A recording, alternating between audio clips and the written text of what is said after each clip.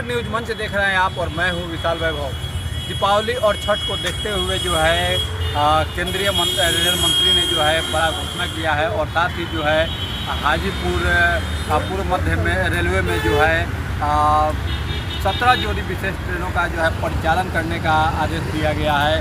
साथ ही जो है अयोध्या से सीतामढ़ी का जो रेल लाइन की शुरुआत जो होने जा रही है, दोहरीकरण की बात जो कही गई है, इसको लेकर जहां बिहार सरकार उप मुख्यमंत्री विजय सिन्हा ने धन्यवाद दिया है, तो वहीं नरकटियागंज रेलखंड पर दोहरीकरण हो जाने से बेतिया सांसद डॉक्टर संजय जायसवाल ने भी जो है पीएम मोदी को, मुख्यमंत्री नीतीश कुमार को जो है धन्यवाद दिया है। किसने क्या कुछ कहा है छोड़ जाते हैं आपको तमाम उन प्रतिक्रियाओं के साथ। बने रहिए न्यूज मंच के साथ। न्यूज मंच के लिए विशाल वैभव, पटना।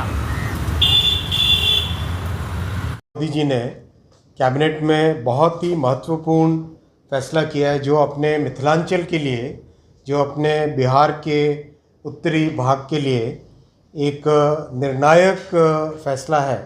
और इससे अपने चंपारण, पूर्वी चंपारण, पश्चिमी चंपारण, सीतामढ़ी, दरभंगा, मुजफ्फरपुर और पूरे के पूरे मिथिलांचल को बहुत इसका लाभ मिलेगा। तो मैं इस प्रेस कॉन्फ्रेंस की बैठक में माननीय श्री सतीश चंद्र दुबे जी, श्री राजभूषण चौधरी जी, श्री जायसवाल जी, गोपाल जी भाई साहब ठाकुर जी, देवेश चंद्र ठाकुर जी, मिसेस लवली आनंद जी, श्री अशोक यादव जी और श्री सुनील कुमार जी, सबका मैं स्वागत करता हूं। आपने कम शॉर्ट नोटिस पे सब ज्वाइन किया, आप सबका धन्यवाद। साथियों, इस प्रोजेक्ट के बारे में बताना चाहूँगा एक छोटे से प्रेजेंटेशन के माध्यम से।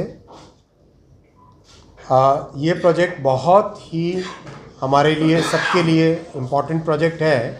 अगर आप इस स्लाइड में देखें, करीब करीब पूरा नॉर्थ बिहार हमारा, जो नरकटियागंज से लेके रक्सौल से लेके सीतामढ़ी से दरभंगा और फिर सीतामढ़ी से मुजफ्फरपुर, ये पूरा का पूरा एरिया इससे कवर होता है। और ये लाइन की डबलिंग होगी और ये सेमी हाई स्पीड लाइन बनेगी, 160 किलोमीटर पर आवर की स्पीड से बनेगी। और इसमें कई सारे ब्रिजेज़ हैं, करीब 40 से अधिक तो ब्रिज बनेंगे, क्योंकि अपना जो मिथिलांचल एरिया है इसमें बहुत सारी नदियाँ, बहुत सारे छोटी और बड़ी नदियाँ आती हैं। तो करीब 3 तो बहुत बड़े ब्रिज बनेंगे, 99 बनेंगे मेजर ब्रिज और 200 से अधिक बनेंगे माइनर ब्रिज, यानी टोटल 310 से अधिक ब्रिज और पुल इसके अंदर बनेंगे। 160 किलोमीटर पर आवर की स्पीड पे गाड़ी की स्पीड रहेगी इस लाइन पे। और 4,500 करोड़ का प्रोजेक्ट है ये। 4,500 करोड़ रुपए का इन्वेस्टमेंट आएगा इस प्रोजेक्ट में। बड़ी रिवर है बागमती, इस पे बागमती पे बड़ा ब्रिज बनेगा। 46 है टोटल स्टेशन, 46 स्टेशंस हैं जो इससे बेनिफिट होंगे और 5 जंक्शन स्टेशन है।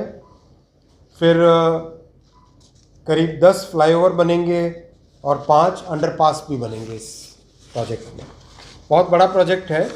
इस प्रोजेक्ट से अपने पूरे उत्तर बिहार के लिए, पूरे मिथिलांचल के लिए इकोनॉमी में बहुत बड़ा लाभ आएगा। अगर आप इस स्लाइड को आप देखें तो नॉर्थ बिहार में पोर्ट से कनेक्टिविटी कैसे मिले, ये एक बहुत बड़ा अपने सबके सामने चैलेंज था कि अगर कोई फैक्ट्री लगाना चाहे तो पोर्ट से कनेक्टिविटी चाहिए, अगर कोई कार्गो टर्मिनल बनाना चाहे तो पोर्ट से कनेक्टिविटी चाहिए, अगर कोई बड़ा इकोनॉमिक एरिया बनाना चाहे तो पोर्ट से कनेक्टिविटी चाहिए। तो आपने ध्यान दिया होगा कि कुछ दिनों पहले कैबिनेट में कई मिसिंग लिंक थे जो नॉर्थ बिहार को और बिहार को पोर्ट से जोड़ता है। ऐसे कई सारे छोटे छोटे प्रोजेक्ट्स, छोटे बड़े प्रोजेक्ट्स सैंक्शंस हुए हैं। और आज के इस प्रोजेक्ट से आप इस स्लाइड पे अगर देखें तो कोलकाता यानी हल्दिया, फिर धामरा, पारादीप, फिर विशाखापट्टनम, फिर गंगावरम, इन सब पोर्ट्स के साथ नॉर्थ बिहार की कनेक्टिविटी हो जाती है। तो नॉर्थ बिहार के पूरे एरिया के लिए, पूरे अंचल के लिए, मिथिलांचल के लिए बहुत अच्छा इससे लाभ होगा। लोगों को अधिक सुविधाएं मिलेंगी, ज़्यादा गाड़ियां चला सकेंगे और अच्छे समय पे चल सके, खूब अच्छी से अच्छी रेलवे की सुविधा मिल सके, वैसी व्यवस्था इस प्रोजेक्ट से होगी।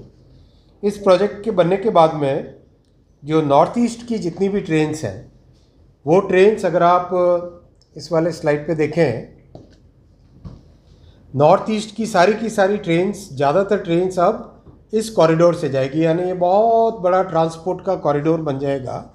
आपको जानकारी है ही है कि नॉर्थ ईस्ट के साथ ऑल्टरनेट कनेक्टिविटी के लिए भारत सरकार, माननीय प्रधानमंत्री जी लगातार प्रयासरत रहते हैं। तो ये एक बहुत अच्छा ट्रांसपोर्ट कॉरिडोर नॉर्थ ईस्ट के लिए बनेगा।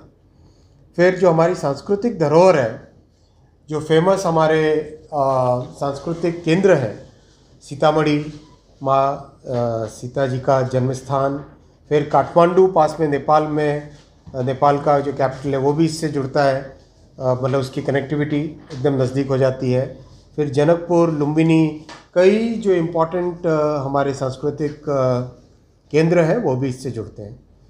फिर भारत और नेपाल के बीच में जो व्यापारिक एक्टिविटी है उसको भी इससे बेनिफिट मिलेगा।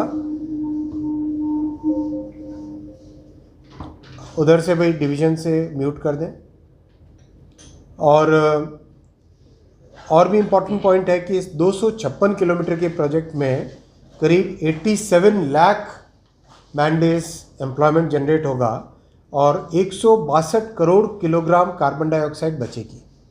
162 करोड़ किलोग्राम कार्बन डाइऑक्साइड बचेगी। अगर उसको हम कितने पेड़ के बराबर है समझे अगर, तो ये लाइन बनाना, इसका मतलब है करीब 6.5 करोड़ पेड़ उगाना, उतनी कार्बन डाइऑक्साइड इस प्रोजेक्ट के कारण बचेगी। मैं साथ